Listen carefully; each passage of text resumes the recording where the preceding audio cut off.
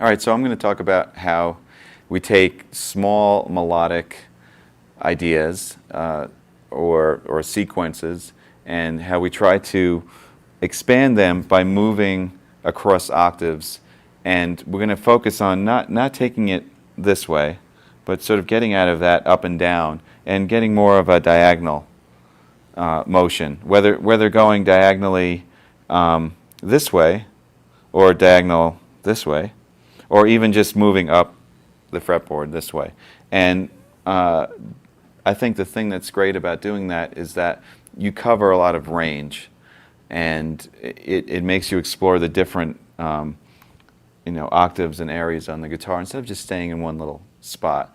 And I think that's something that's good for people to sort of break out of. So the first thing I'm going to talk about is a very simple series of notes. It's sort of a melodic series of notes, and it's part of a scale, but because it's not all the notes of the scale, the melody emphasizes some cool notes. If it's an E minor, which is always fun, I'm just going to play B, E, F sharp, and G. So basically I'm just outlining a minor chord with an added ninth. So that sounds really good against E, and also sounds really good against C as more of a Lydian sound. All right, so very simple to get used to, just 1, 2, 3, 4. And then the next thing to do, and this is probably the easiest way to make something move diagonally, is just play it in the next octave on the next 2 strings. And the guitar is laid out perfectly for this, because you don't have to change fingerings at all. It's the same exact shape. You just have to move up to the next octave. So it would be right here.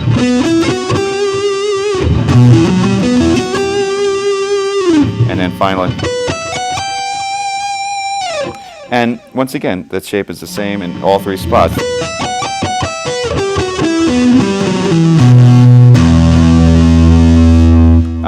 Now, as far as playing it, there's a couple of different things you can do. You can use it as sort of a melodic idea or basic areas for melodic ideas. So you might be starting down.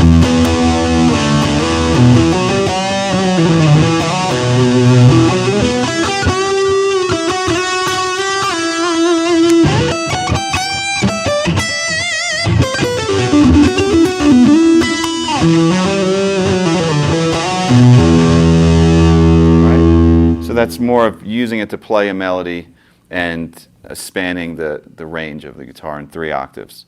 Another way you can use it is as a passage or as a run to link lower notes to higher notes. So something like that might be just actually playing it through all the octaves.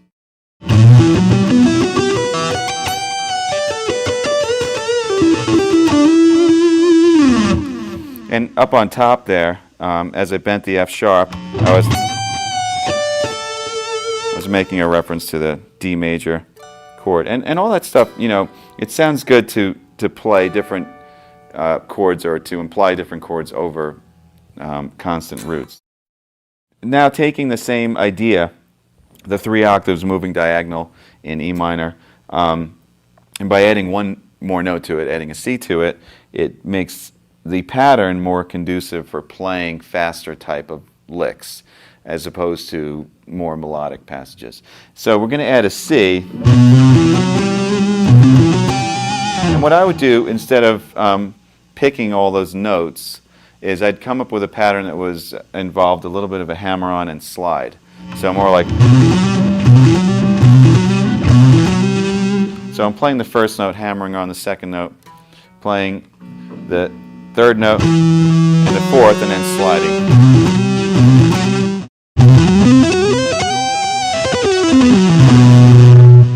All right, so going back down, it's just the opposite fun.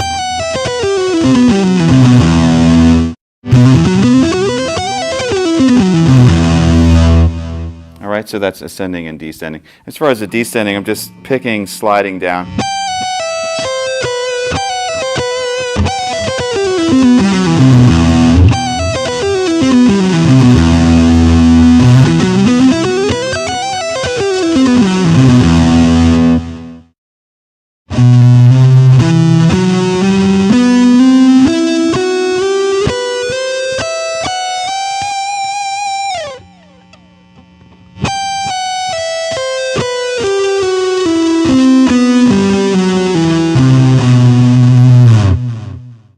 it's kind of get like an alternate thing, but with the hammer-on sort of taking the place of some of the picking. So I think you get this sort of skipping feeling.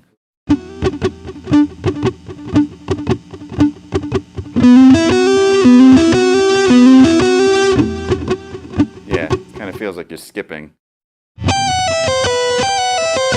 Same thing. So it's like...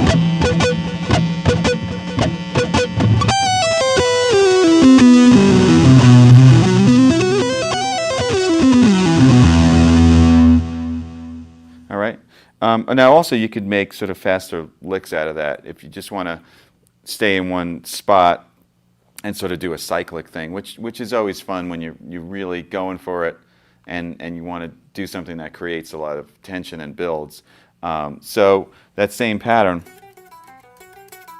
I would just pick it like all alternate. Down, up, down, up, down.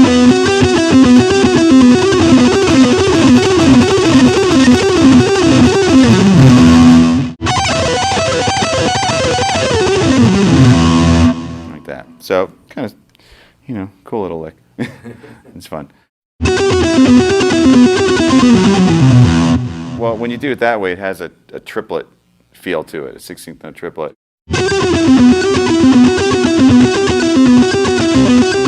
And I might practice that by playing just the first part by itself.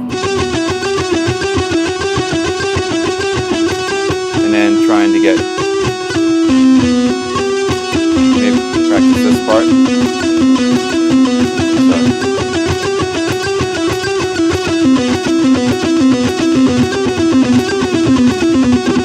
Make combinations.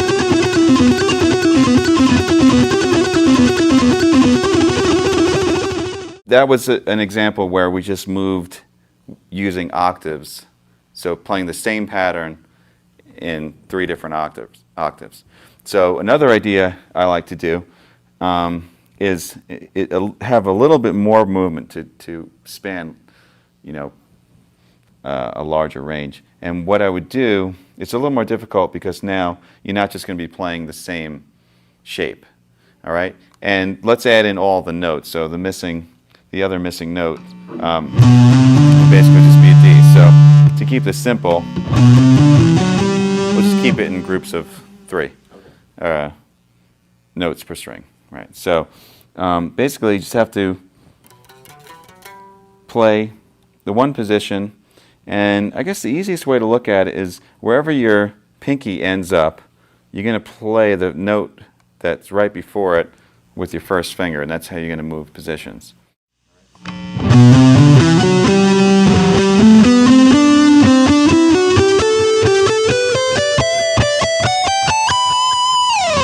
So we, actually end up spanning from B to B up here. So what is that, 4 octaves? 1, 2, 3, 4. So it goes up higher. One more. So I'll play that a little bit slower once.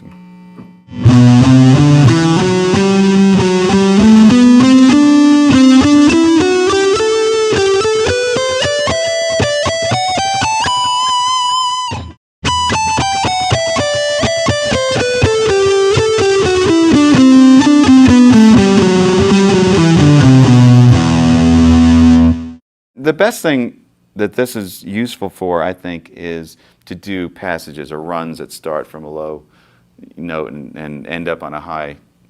And there are so many different patterns and things you can do within that. Obviously the most simple thing you could do is just take the 3 notes and create a triplet pattern. Now you could either repeat the pattern in each position, which is fun, or you can just go straight up, So you might go